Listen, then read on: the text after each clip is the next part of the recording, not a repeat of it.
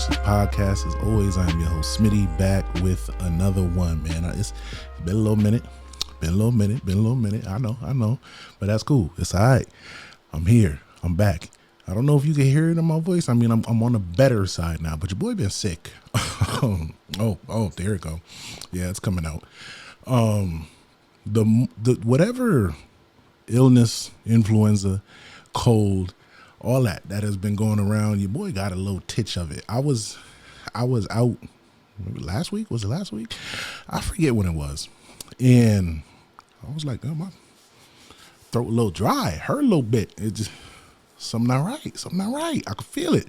And that turned into like 2 weeks of sore throat, coughing.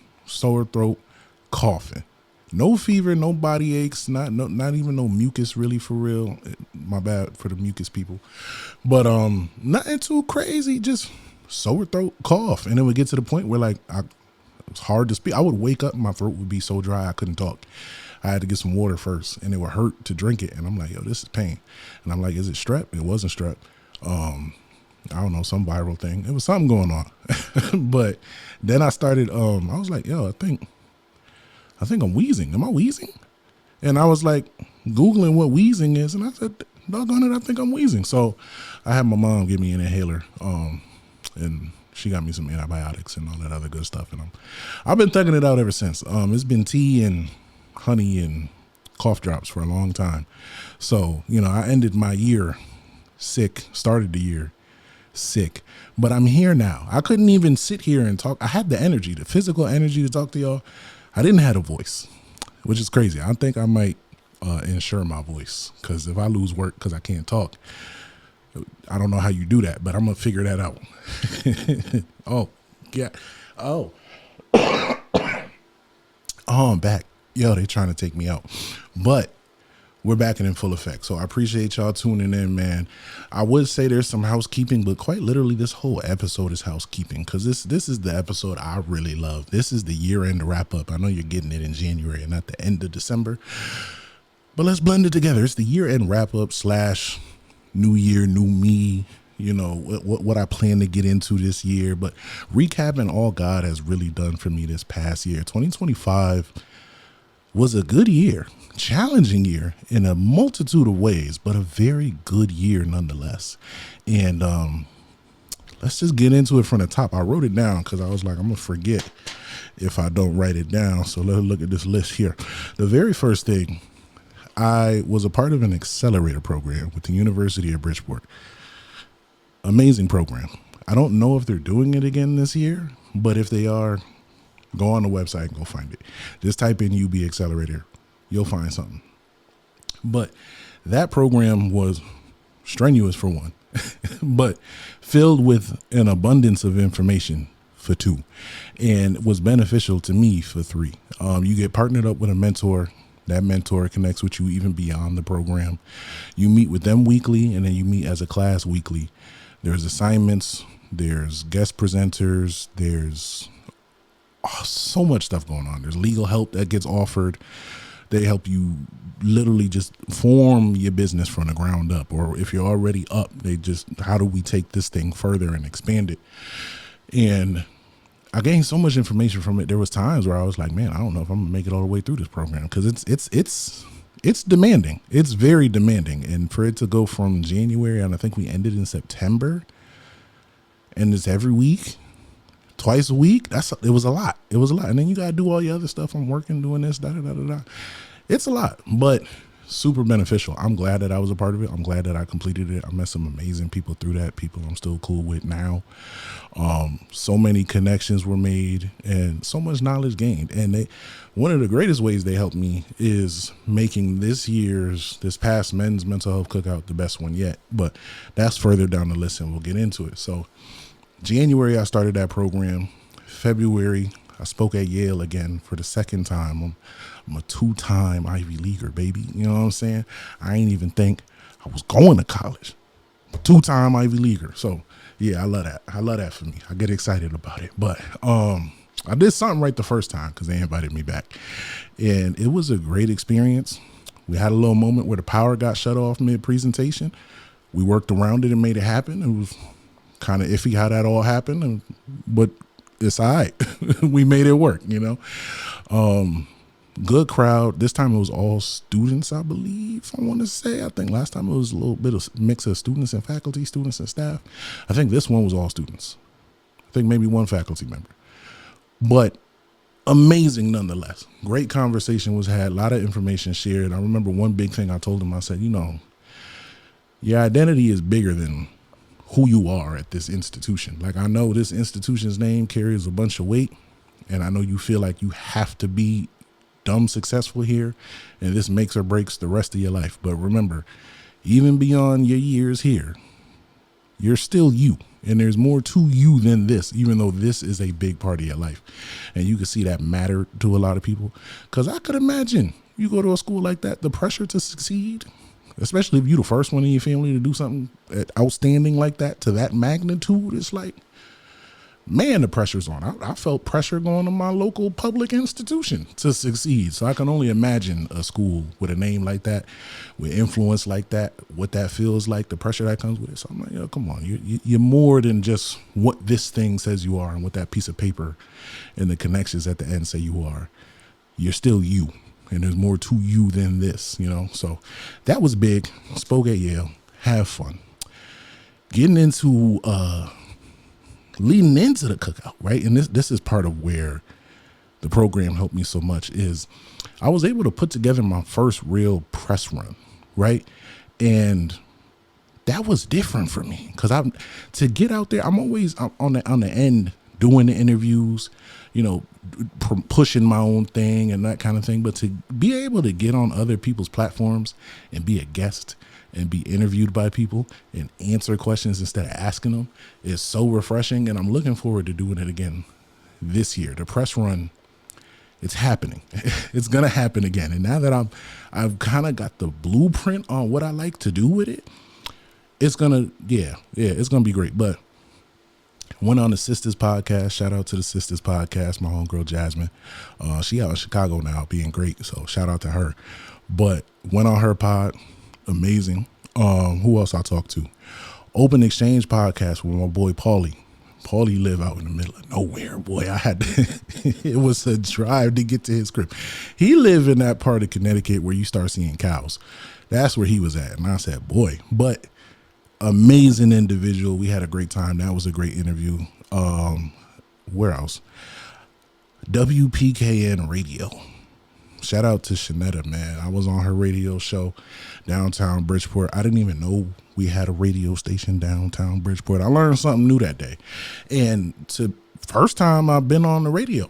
You know what I'm saying? It was a beautiful feeling. I got up there. It felt natural. It felt right. Questions were amazing. People were amazing. I ended up meeting the person who ended up being the photographer for the men's mental health cookout. It was beautiful all around, man. That was a great experience, and I'm looking forward to being back. So being on the radio was a first. Also being on television was a first. So I was on a show, I believe it's called Connecticut at Your Service, with Carmen Nieves. Amazing individual. She's lit too in her own right. Shout out to Carmen. But met her through the Accelerator program. That was also a benefit. And got on that show, did a great interview. People called in. I had friends call in, family call in. We was answering questions left and right. My dad was able to watch it, all that stuff. It was beautiful, man. I was like, yo, look at you, boy, on TV. I'm on the radio. I'm on people's podcasts. I say, yo, it's lit.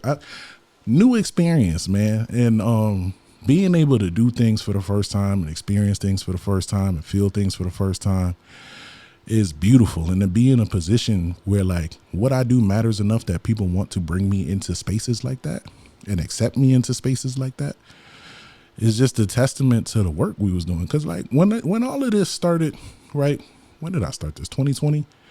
November 16th, 2020. I sat right here in this basement and I said, we're going to do something, right? And I was just telling somebody this the other day. This success comes with a lot of failures, man. And when I launched this podcast, I was so new to the podcast world. I didn't know that when you first, get like a RCS feed and all those different things, and you want to get your podcast on Apples and Spotify and all that, it takes like 2 weeks. It took like 2 weeks before it gets cleared and shows up on those platforms. I thought once I hit post, it's immediately there. In the beginning, it takes a while. Now, if I do it, it's there in like 20 minutes. But at the time, I didn't know that. So now I'm like, yo, everybody, November 16th at 6 p.m. or whatever time I said the episode drops. Tune into it. And people were excited for it. And then I get there and people are like, where's the episode? I can't find the episode. And we weren't on YouTube at the time. You had to like tune in and listen to my voice. And I'm like, oh, we might have botched this one. I did not know. So then I had to connect them to the host site, which I think I was using Podbean. And so I had to go in my Instagram story and be like, hey, this is the link. Click the Podbean link. And lo and behold, people did it. You know, it wasn't the smoothest launch. It wasn't as I expected it to be. Dare I say we botched the launch. We kind of failed at the launch, but people tuned in anyway.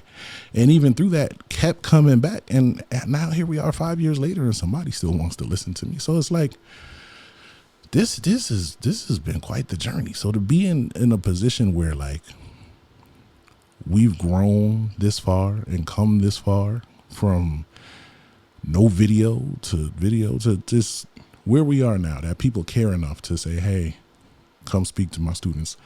Come talk to these kids. Hey, do this training with my staff. Hey, I need you to come to Massachusetts and do this training for these teachers. And, you know, come on this podcast, come on television, come on the radio. And to be able to do all of that from right here at the crib, to build something from the ground up right here at the crib, just because it's like, yo, we decided we're going to do something. We're going to be something. We're going to make something. That's beautiful to me. And every time I sit and reflect on it, especially when you get stressed out and things aren't going exactly the way you want it to go, sometimes you really got to sit there and look back on like just how far you've come. And it'll really humble you. It'll really ground you. And so it's been a beautiful journey, man. But being able to do that press run, was everything. And then I think my favorite part of the press run was the walk and talk interview that I did with Angelo. Shout out my boy Angelo. Shout out Polymath Network. Please go tap in with them. But we walked, and I checked my fit. I had my watch on, my little Fitbit. We walked for a long time. I don't know, a mile, 2 miles. Might have been 2 miles. 2.5. I'll up it. You know, let's do it. 2.5. But it was dope. It was dope, man. And me and him have been cool ever since. Everything he posted, I'm like, let me repost it. He's doing amazing work in the town of Rye. He calls it Rye Rack. I don't think it's that gangsta out there, but who knows? But he calls it Rye Rack. But that was one of my favorite interviews, man. And to be able to get the content from that and learn from him, and he get Osmo pocket tips from bro and all of that. And we chopped it up for a good little minute after that, just talking about how do we expand this thing? How do we grow this thing? How could I help him? How could he help me? You know, things I could do better, things he saw that like, yo, maybe you should do this way. It was beautiful. So that's the homie, man. And the people you meet along the way in this journey, man, bless you in some amazing ways. And for anyone who wants to start anything in life, just do it. Because the people you meet along the way are going to make it so worth it. So that was part of the year. I participated in a pitch competition. I did not win, but I participated. That was new. And then we get to the cookout itself. This was our third men's mental health cookout. I think one of the most beautiful things about this cookout is it was the first cookout that I didn't fund all of the food and beverages for the cookout through food stamps, right? So that was, man, to God be the glory. Because the first two cookouts, all that food was coming off of food stamps, brother. We was in there. I'm in BJ's with the card. I said, we going to get as much as we can in bulk. I'm going to cook it myself, season that bitch, and we going to make it work, bro. And humble beginnings, man. We went from putting together a cookout in my backyard, all food stamps and donations, and just me and one of my friends putting it all together, to we had a caterer this year. Dope caterer, Barbecue Bully. That man, yeah, held it down. Shout out to the bro. And he pulled up with the truck and the tent and the brisket and the music and all of that. And it was a beautiful time, man. And we were able to afford him. And, you know, he's amazing at what he does. I'd love to continue to work with him in perpetuity. We might have to sign one of them 360 deals and get him locked in on the food forever. But amazing time, amazing opportunity, and to be able to be in a position where we did that. But not only that, we had our most guests ever. We had our first cookout that wasn't in my backyard. You know, we had a chiropractic office come do free spinal screenings. And News 8 showed up. I wasn't expecting it because I had reached out to News 8, and I love y'all. I've been a News 8 guy my whole life. Forget Channel 3, forget Channel 12. I've been a News 8 guy my whole life. I love y'all. WTNH, what's up? You know what I'm saying? I Keith Kuntz and all them. Come on. But it's like when I reached out earlier in the year and said, hey, I'd love to get on and blah, blah, blah, blah. I got this event, da, da, da, da, da. Crickets. And that was March or sometime early in the crickets, bro. Heard nothing from them. And then the day of the cookout, you know, it feel like game day. I'm got the jitters. You a little anxious, but you excited. I wake up and I look on the phone and I get the email and they say, hey, this is so-and-so from News 8. We're going to come down to the cookout. Blah, blah, blah, blah, blah. We already got the address and everything. We'll be there. So I bet.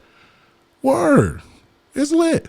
Then they email me back and say, hey, we're not going to be able to make it because something came up. We got to go cover another story. I said, all right, cool. You know, I wasn't expecting y'all to be here. No harm, no foul. Then I'm at the cookout and they like, oh, yeah, we on our way. We'll be there in 10 minutes. I said, look at God. Look at God. God got involved. Oh, man. So I was excited, man. They pulled up and I was on the news. And so a lot of first in media. I was on the news. I was on the radio. I was on television. You know what I'm saying? First joint without the food stamps. It was a beautiful, beautiful event, man. And we had volunteers, so the setup was easy. The breakdown was easy. I actually was able to sit and eat a plate of food at this one. The first two I didn't eat. I actually lost weight at these cookouts because of how much running around I was doing. It was bad. It was bad, the amount of running around. Now I have volunteers. I was able to sit down and eat food, and I didn't pass out or get a migraine. It was a beautiful feeling. So that was, shout out to everybody who helped make that possible. I think that was one of the brightest spots of my year, and just something that we're going to continue to expand on. Hopefully we're in that same location again this year. I'm about to send an email right now, right after this, to try and lock in that location. And there's a lot going on that we're going to use to make this even better than the last one. So cookout, that was the thing. My cousin got baptized. Shout out to my cousin Chelsea. She got baptized this year. That was a bright spot. Another cousin, shout out to Josh. He just got engaged. What else? The relationship with my dad. Let's skip to that one. That has blossomed so much. And I've talked about it on this show a couple times, and just recapping it in this end of the year recap. Me and my dad have had a bad relationship for most of my life. I can't even all the way say it was always bad. Sometimes it was just non-existent. And by virtue of that, it was bad. So I wouldn't see him often. I'd probably see him a couple times a year, holidays, birthdays. And even if I didn't see him, that's just when I would hear from him. And it wasn't until this year that we got a lot closer, and we got closer through home improvement. And I think that created a beautiful space for me and him to be in proximity to one another for a long period of time, right? And actively engaged in something and doing something together. It allowed us to learn a lot about each other, but also I learned a lot about building a home at the same time. So he acquired a multifamily property that was previously in a fire and needed to be renovated. Cool. He said, can you help me on Saturdays? I said, sure. Why not? Did I really want to do it? Absolutely not. But I said, this is an opportunity to hang out with my dad. It's an opportunity for me to learn some new skills. So I did it. Did I really want to do it? Absolutely not. No way. No way. No, I didn't want to do it. But I went. And every Saturday I woke up at 6 a.m. and helped this man build a house. From Father's Day to sometime in September. So long time, all year basically. And it allowed me just being around him enough, because when you're around someone enough, that times you get past all the fluff conversations. Like if you only see them every couple months, it's like, oh, hey, what's up? What's new? Blah, blah, blah, blah, blah. And it's a lot of fluff. There was no more of the, hey, what's up? What's new? Because I just saw you. You know what I'm saying? like I just saw you the other day. Ain't nothing new. Let's where the drill at? Let's start putting up this drywall. So there was nothing new. So it required us to get a little deeper in the conversation. And I learned a lot of things about my dad that I didn't know about him. He learned a lot of things about me that he didn't know about me. And I think he was finally able to see Jordan, right? He was able to understand who I was. For the first time, he was really asking me questions about my life and trying to get to know me. Because in those brief interactions we would have, it wasn't a lot of get to know you. It was just a lot of like, hey, we're here. We got this little bit of time. Let's have fun. But now it was like, who is my son? And let me understand my son. And that was so beautiful and unexpected. I didn't think God would have brought the relationship back together that way, but he did. And after 32 years of life, I feel like I got a dad now. And it's better late than never. And God is a redeemer of time, man. So that was a beautiful thing. I think that's another bright spot of the year. There's just been a lot of good this year. A lot of good this year. This 2025 wasn't bad. It wasn't bad. You know, I don't know how y'all 2025 was, and I'm not asking either because y'all not going to write me no sad letters and ruin how I felt. But my older brother, David, who lived in Buffalo, moved back to Connecticut. That was an adventure. So I hopped on a one-way flight to Buffalo, helped him pack up his 2-bedroom apartment that I thought would be fully packed up when I got there, and it was not. So we did a lot of the, I'm sad all over again about it. We did a lot of the packing once I got there. I ain't really get no sleep. I got there that night, got to work a little bit, woke up early, got to work, put everything in the U-Haul, hitched his car on a trailer. It's the first time I ever towed something, so that's also a first. I had to tow his car on a little flatbed joint. I learned how to use the ratchet straps. So, speaking of that, we stopped somewhere. I don't know where we were coming back from Buffalo, but we stopped. I got some Popeyes. I got back in the car. I'm eating my Popeyes. Dude come tap on the glass. Dunk, dunk, dunk. I said, what's up, Mr. White Man? Like, what's going on? I don't like the way you tapping on my glass in the middle of the night. I'm uncomfortable. So I roll the window down. You know, it got the crank window, I'm a manual joint. I roll the window down. He's like, hey, yeah, the straps came off the car. I said, oh, thank you, sir. Thank you, because you might have just saved your boy. And who knows how long them straps wasn't on. But thankfully, there's like these safety chains that if the straps come off, the car don't like just fly away immediately. Thank God them things work. Because who knows how long we've been driving and the straps came off. So then I was like, okay, now I got to figure out how to use these straps. I don't know how to use it. The U-Haul man put it on. Crash course on TikTok on how to strap down a car to the trailer. And I said, hit the little, that's not going nowhere. And I knew it was good. Slapped the tire. I said, that baby not going nowhere. And we made it home, parked the U-Haul in front of the crib. They unloaded everything after. And then that very next day, I don't know if it was food poisoning or what. It might have been the Popeyes. It might have been the damn Popeyes. But I got sick immediately after. I had food poisoning. I threw up. Stomach was bad. It was a mess, man. And I'm not helping people no more. I done got on here and said I'm not helping people move no more. And here I was helping them move. I'm not doing it no more. If you need to move, please do not call Jordan Smith. Don't call me. Don't beat me. Don't want to reach me. Do not do it. Call a moving company. Tell them to pack your stuff up. Don't call me and don't try to pay me in pizza. I'm not doing it no more. So that was interesting. Also, my younger brother Patrick opened up a photo studio, creative space, JPEG Studios over in Bridgeport, Union Ave, I believe is the street. Shout out to him, Portrait Pat on all platforms. Go follow my boy. So that was also eventful. I've seen that man, you know, come pretty far in his craft and do a lot of amazing things with it. And hopefully it continues to take him many and many places and that he continues to grow, man. It was quite the year. It was quite the year. And as I was ending the year, started in about July. Yeah, July. I was like, you know, I think it's time to get back into the workforce.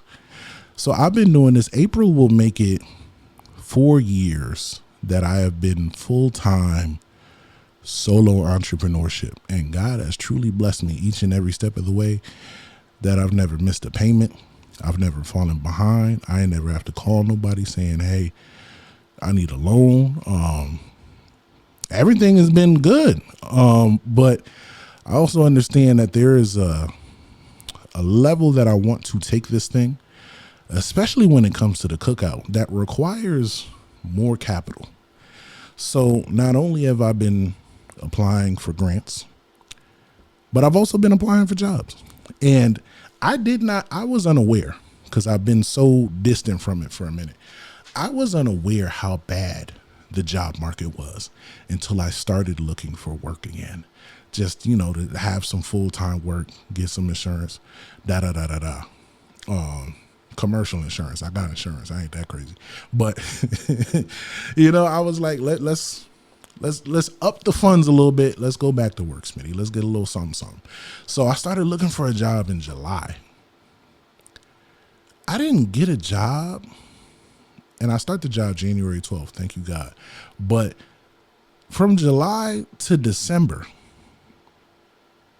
about half the year spent looking for a job, and to finally get it, there were moments where I'm like, there's no way I don't got a job right now. Like, I'm interviewing great. I'm qualified. The credentials is there. Why is nobody trying to hire a brother, right? Young man, master's degree, resume full of experience, entrepreneurship, leadership, all these different things. My references are great. And then you get in there and you interview, and they're like, oh, okay, thank you. We'll be in contact. And then they don't get in contact. And I'm like, all right, let me not cuss on here. Let me not cuss on here. But like, you could at least hit me and say, nah, you ain't get it, bro. Cool. But to never hit somebody up, or they'll hit you up like 3 months later saying, hey, unfortunately, we moved on with a different candidate. I moved on too. It's been 3 months, which is insane. But I digress. It's hard. It's hard. What was that, like 6 months to find a job as a qualified applicant? And then the ones that really want to hire you don't want to pay you. And it's like, my goodness, I know you want me and I want a job, but I also don't want to get a job and still be broke. It's like, how you going to offer me X amount of, this is my education level and this is my experience, and you want to give me this salary down here? Yeah, out your mind. Like, I don't know. People are crazy. But if you are someone who's out there looking for a job or trying to become gainfully employed or just looking for that next step, hey, do not lose hope, because boy, I was this close to losing hope, but I had people praying for me. I tapped into my resources. I said, I'm going to call everybody. We're going to figure it out. Somebody is going to hire me, and praying about it. I'm like, there was a lot of moments where for the longest I was at peace, because I'm like, God is going to provide. And he did. And then there's moments where you're enduring that long suffering where you're like, I guess this is what the Bible be talking about, man. This is not it. This is trash.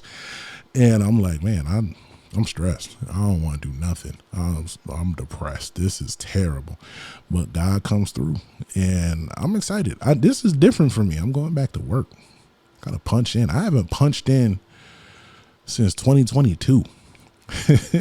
I haven't had a W-2 since then. I haven't had a supervisor since then. I haven't had a direct report or nothing like that since then. I haven't worked. So this is different. I'm easing back into it. I know for most people, like, that's every day, but this is different. So, I'm praying it's a smooth transition, and where I'm at now, I like it, even though I haven't started there yet. I've heard nothing but good things about it. I'm looking forward to the opportunity. And when I was looking, the big thing was I got to be somewhere where I'm making an impact. I don't want a job just to say I have a job. I want to be somewhere where I feel like I'm making a difference, because I want to show up to work with purpose. And I think when you show up to work without purpose, boy, them days feel long. Them days feel real long, and you get real tired of it real fast. And I don't want to get a job, and 6 months in, I'm like, this is trash. I got to go. I want to be somewhere where I can stick around for a little while, where I could grow, build up, impact lives, be great, be amazing. That's why, I need that. So I took my time and found it. And here we are. So that's dope. I'm also no longer on food stamps. I know I mentioned food stamps earlier with the cookout. I'm no longer on it. This is my last year on food stamps and government. Let's take a moment with that right there, right?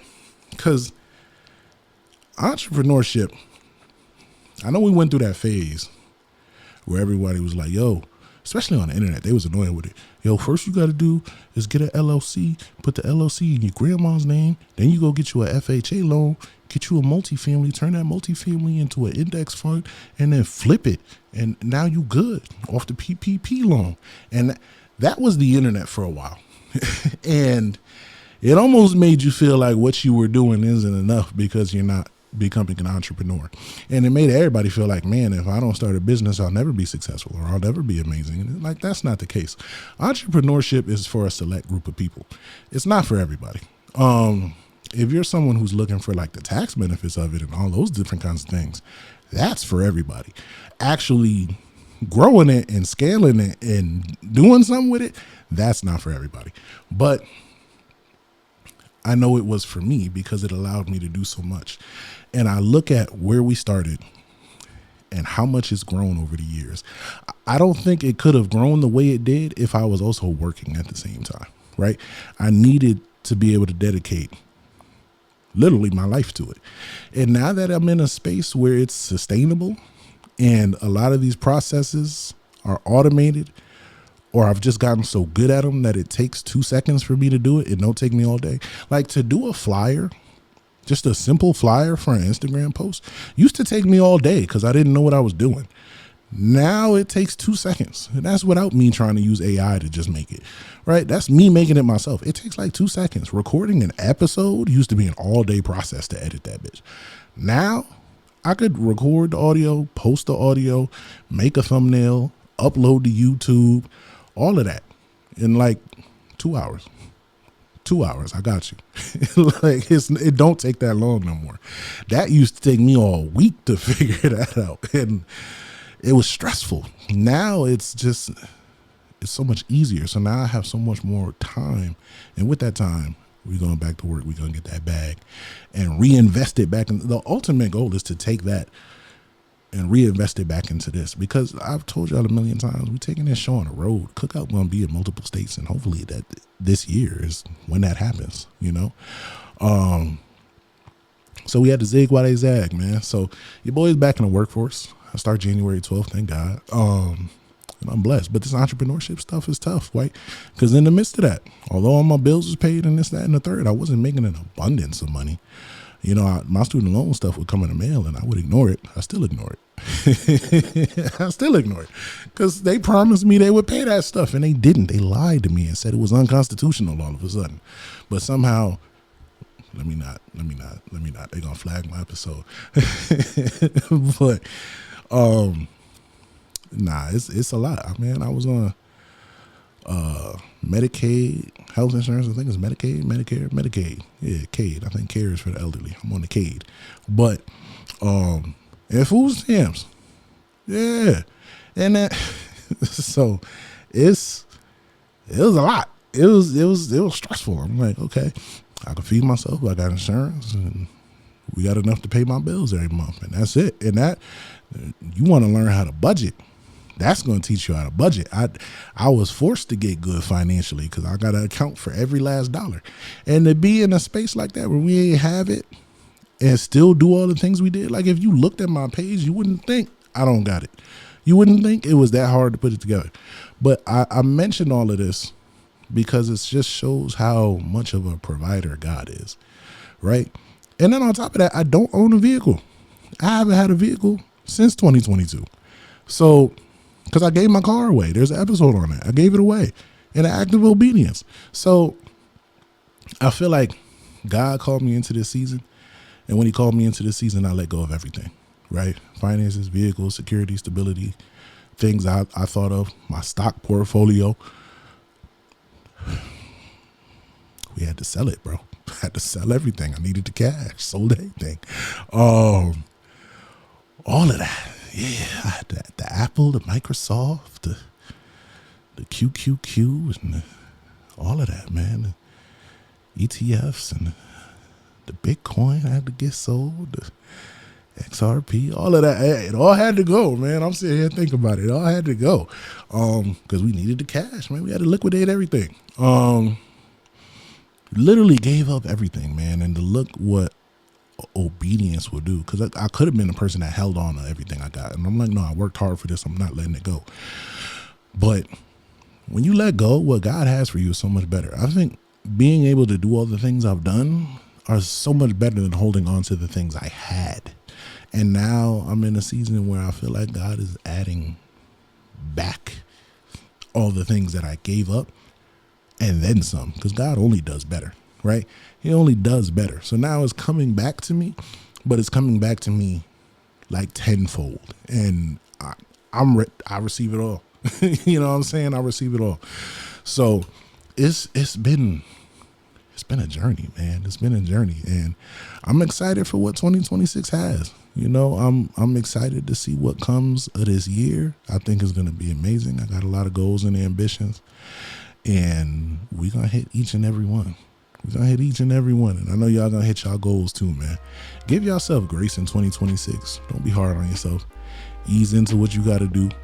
You don't got to hit the ground running. You just got to be consistent as drops in a bucket, man.